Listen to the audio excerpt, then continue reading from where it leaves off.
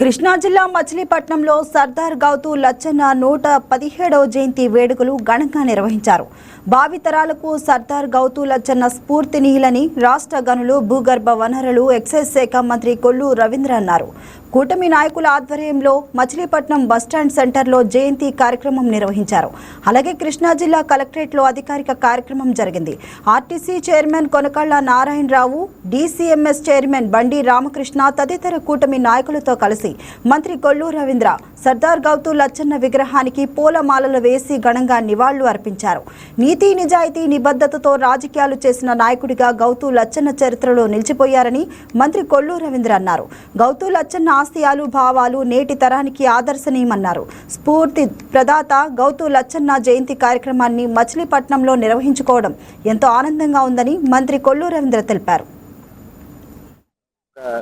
17వ జయంతి కార్యక్రమాన్ని ఈరోజు మచిలీపట్నంలో గౌరవనీయులు పెద్దలు కొనకళ్ళ నారాయణరావు గారు, కొనకళ్ళ బుల్లయ్య గారు ఆధ్వర్యంలో ఏర్పాటు చేసినటువంటి విగ్రహానికి పూలమాలలు వేసుకుని నివాళులు అర్పించడం జరుగుతోంది. సర్దార్ గౌతు లచ్చన్న గారి స్ఫూర్తిని, ఆయన చేసినటువంటి త్యాగాల్ని ప్రతి ఒక్కరు కూడా గౌరవించుకోవాలనే ఉద్దేశంతో ఈరోజు రాష్ట్ర ప్రభుత్వం కూడా గౌరవ ముఖ్యమంత్రి చంద్రబాబు నాయుడు గారు అధికారికంగా అన్ని ప్రాంతాల్లో కూడా చేసుకోవడానికి ప్రభుత్వ లాంఛనాలతో నిర్వహించడం జరుగుతోంది.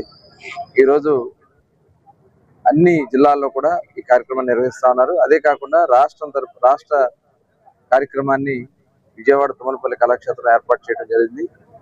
నిజంగా ఆయన చేసినటువంటి స్ఫూర్తిని మనం అందరం కూడా తెలుసుకోవాల్సినటువంటి అవసరం ఉంది.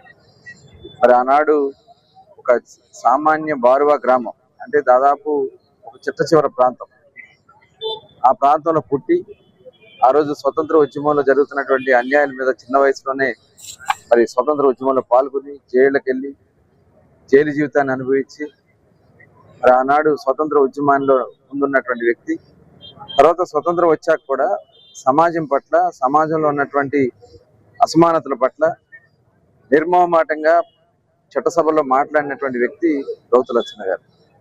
అదే కాకుండా ఆనాడు రైతుల సమస్యల పైన మరి మద్రాసు ఉన్నటువంటి ఉమ్మడి రాష్ట్రంగా ఉన్నటువంటి మద్రాసులో ఆ రోజున పాదయాత్ర ఇచ్చాపురం నుంచి తడ వరకు కూడా ఆయన పాదయాత్ర చేసి ప్రభుత్వ దృష్టిని రైతు సమస్య మీద మళ్ళీ విధంగా చేసినటువంటి ఘనత లచ్చన్న గారిది.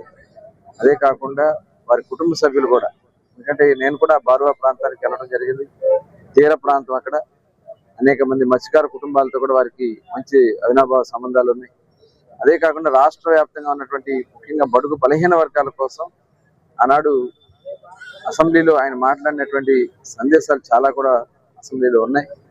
మరి అటువంటి నాయకుడు స్ఫూర్తిని మనం అందరూ కూడా తీసుకోవాల్సినటువంటి అవసరం ఉంది. లచ్చన్న గారు వారి యొక్క 17వ జయంతి కార్యక్రమాన్ని ఈరోజు మచిలీపట్నంలో గౌరవనీయులు పెద్దలు కొనకళ్ళ నారాయణరావు గారు, కొనకళ్ళ బుల్లయ్య గారు ఆధ్వర్యంలో ఏర్పాటు చేసినటువంటి విగ్రహానికి పూలమాలలు